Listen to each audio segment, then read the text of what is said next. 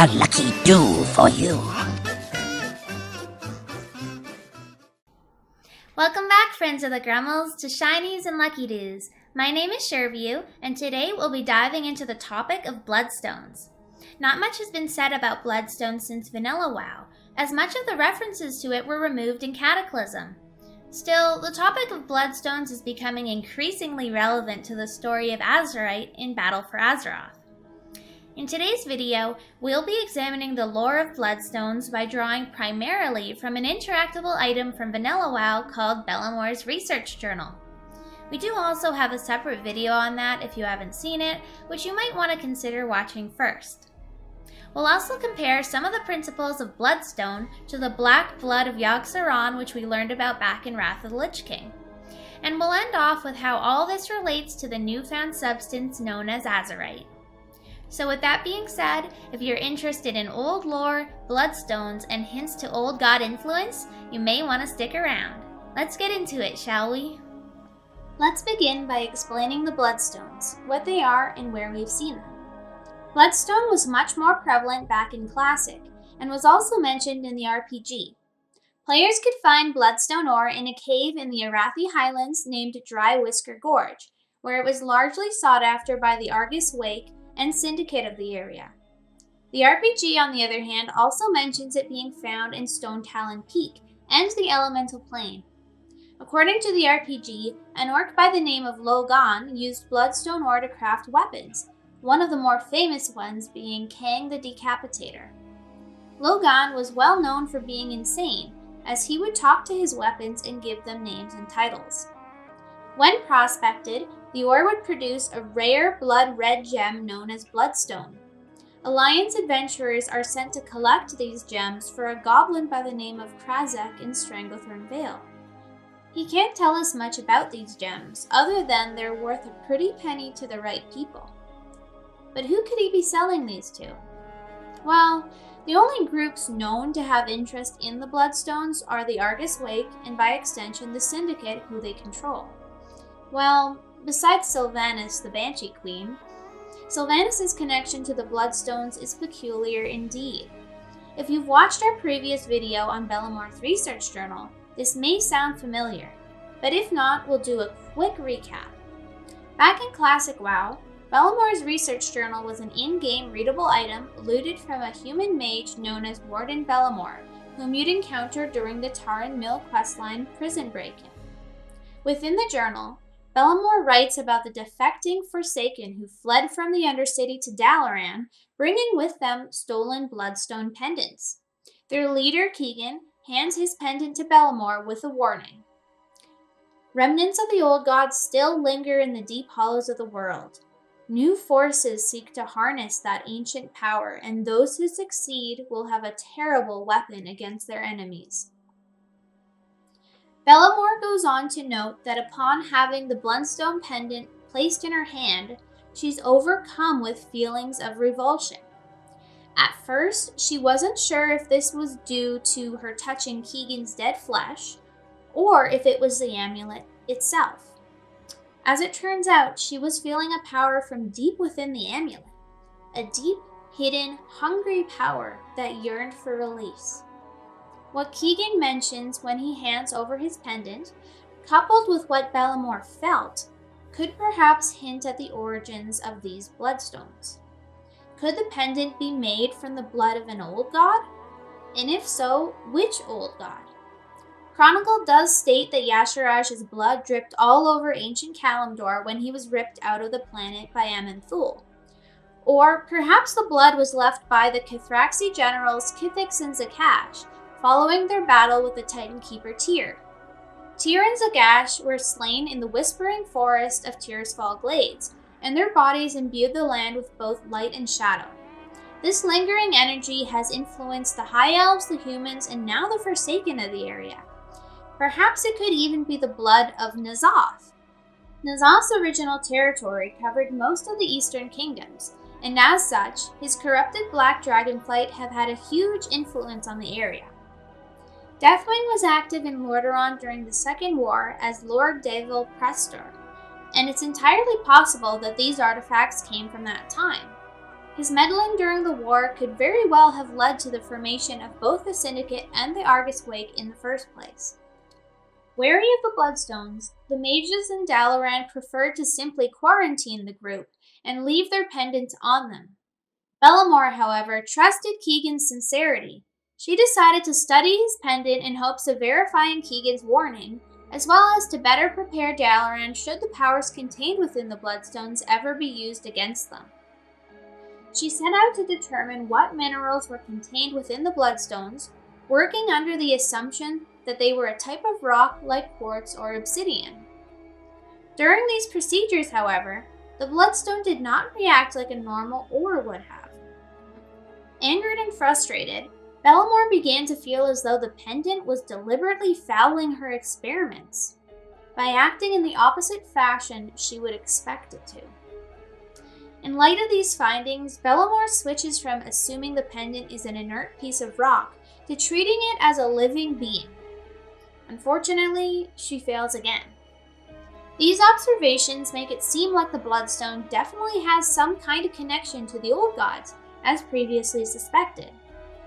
Chronicle Volume 1 mentions that the black blood of Yogg-Saron also appeared like an ore known as Saronite. In fact, multiple quests in Northrend demonstrate how Saronite ore can influence the mind, much like the Bloodstones seem to do. Miners can be found around Northrend attempting to gather the Saronite, only to be driven mad from their exposure to it. It seems that the mindless Scourge are less susceptible to its influence, but even they will succumb to it in time. I wonder if there's a similar relationship between the Forsaken and the Bloodstones. In fact, the Scourge and Nerubians are seemingly the only ones who actually have the ability to mine Saronite en masse, as well as the technology to craft with it.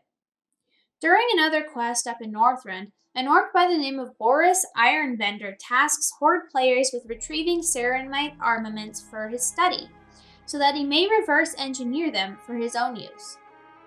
The Tuskarr warn Boris against this, however, as Saronite is known to them as the black blood of Yogg-Saron.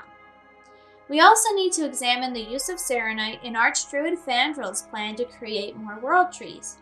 He specifically planted his cuttings of Nordrassil over top of Saronite mounds, thinking it would help the trees to grow. And that it did. Andrassil in particular had access to loads of Saronite where it was planted in Northrend, which caused it to grow wildly and flourish far above any other new great trees. It was seen as a success by the Druids, despite not being blessed by the dragon aspects.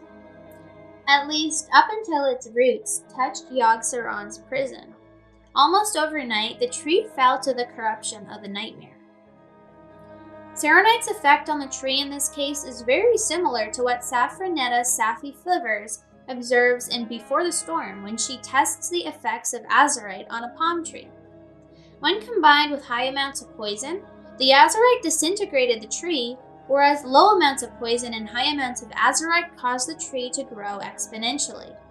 In this regard, Saronite was shown to encourage growth and creation when tempered by the world tree Andrassil, but quickly shifted back to destruction once Yogg-Saron was directly in contact.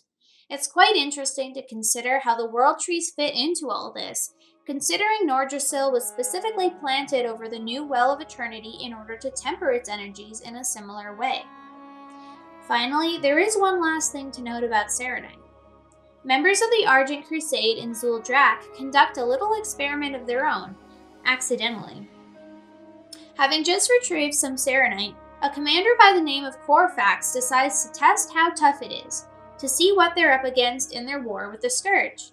Much to their surprise, neither the swing of his Reaper nor the might of Rain and Rimblat's nature and elemental magics managed to leave a mark. Finally, Eitrig decides to have Avenger Metz use his Hammer of Wrath on the ore. Shockingly, the power of the Holy Light causes the Saronite to explode, knocking the party to the ground and leaving them perplexed at what Saronite could truly be. A similar demonstration is conducted in Before the Storm, when Grizzik and Safi try to convince Scallywicks of Azerite's seemingly indestructible properties. They fire their Lightning Blast 3000 at it, they pommel it with Goblin Shredders, but still the Azerite remains undamaged. They conclude that it could withstand fires, earthquakes, and pretty much anything, much like Saronite, and again, much like the Bloodstones. No matter what Bellhorn tried, every experiment she conducted on the Bloodstone Pendant was futile. Well, almost every experiment. As a result of these failed experiments, Bellhorn comes to the conclusion that Bloodstone is neither living nor dead. At the brink of failure, Bellhorn would soon unwittingly make a breakthrough.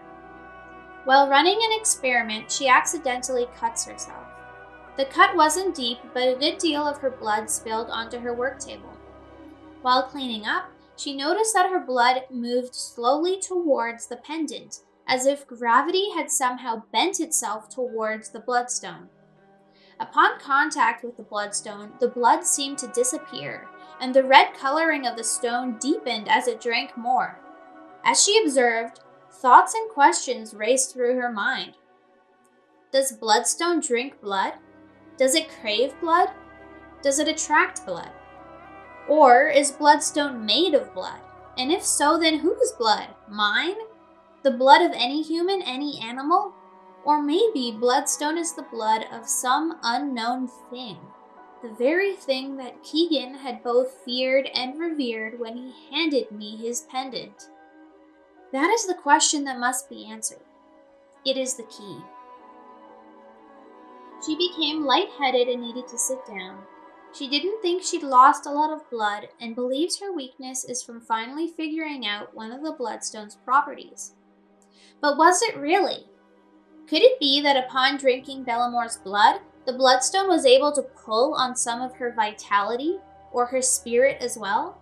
We do see other instances of this occurring throughout the setting after all, through blood sacrifices as well as other vampiric and void-aligned entities. If Bloodstone is in fact void-based, that could explain why the Argus Wake was after it, and perhaps Sylvanas and Varimathras as well.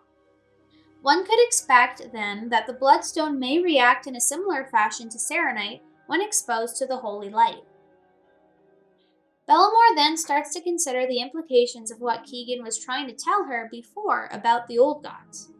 Remnants of the old gods still linger in the deep hollows of the world, he says to her. So, seeing as the Bloodstone is neither living nor dead, and is vampiric in nature, that hypothesis really doesn't seem far from the truth. The Faceless Ones have said many times that the old gods are outside of the cycle and are not considered to be living or dead. So, what do you guys think about the Bloodstones? Do you think they could become relevant again in the story going forward? We'd love to hear your thoughts either below in the comments section or over in our Discord. Links can be found below if you want to join the community, and thank you so much for watching. Farewell, friends of the Gremmels. May your feet find good trails.